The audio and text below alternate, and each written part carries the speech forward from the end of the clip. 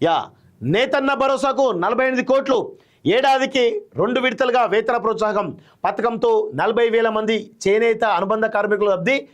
రాష్ట్ర చేనేత వస్త్రాలకు ప్రత్యేక లేబుల్ మంత్రి తుమ్మల అంటూ చూస్తూ ఉన్నాం. సో ఇక్కడ రైతు భరోసా లాగానే నేతన్న భరోసా దానికి సంబంధించి 48 కోట్లు రిలీజ్ చేసిరట.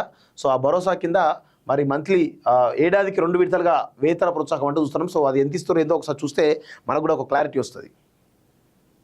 యా ప్రభుత్వం నేత కార్మికుల సంక్షేమానికి కట్టుబడి ఉందని చేనేత అభయహస్తంలో భాగంగా నేతన్న భరోసా పథకం మార్గదర్శకాలను విడుదల చేసినట్లు రాష్ట్ర వ్యవసాయ జౌళి శాఖ మంత్రి తుమ్మల నాగేశ్వరరావు తెలిపారు. మంగళవారం ఒక ప్రకటనలో పేర్కొంటూ ఇందుకోసం 48 కోట్లు కేటాయించినట్లు, ఈ పథకం ద్వారా జియో ట్యాగ్ చేయబడిన మగ్గాలపై పనిచేస్తున్న కార్మికులతో పాటు అనుబంధ కార్మికులకు వేతన ప్రోత్సాహం ఉంటుందన్నారు.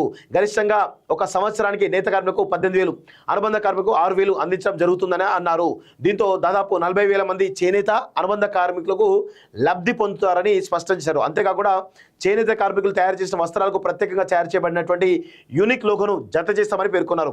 ఈ పథకం నేత అనుబంధ కార్మికులందరికీ వర్తిస్తుందని, 18 సంవత్సరాలు నిండి జియో ట్యాగ్ చేయబడిన మరమగ్గాలపై పనిచేసే కార్మికులు ప్రీలూమ్, ప్రిపరేటరీ పనులైనటువంటి dyeing, tying, designing, warping, winding, sizing మొదలైన అనుబంధ పనులు చేసే కార్మికులు చేనేత వృత్తి ద్వారా వారి వార్షిక ఆదాయంలో కనీసం 50% పొందుతున్న వారంతా అర్హులని అంటా ఉన్నారు. సో మొత్తానికైతే 18 కోట్లు ఆ సంవత్సరానికి ఒక లాభం చేకూర్చే విధంగా మరి చేనేత కార్మికులు ఆదుకోవడానికి ఈ ప్రభుత్వం సిద్ధమైనట్టు చూస్తాం. వాళ్ళు మేనిఫెస్టోలో పెట్టిరు నేతన్న భరోసా, దానిలో భాగంగానే ఇది ఇస్తున్నట్టు అర్థమవుతా ఉంది.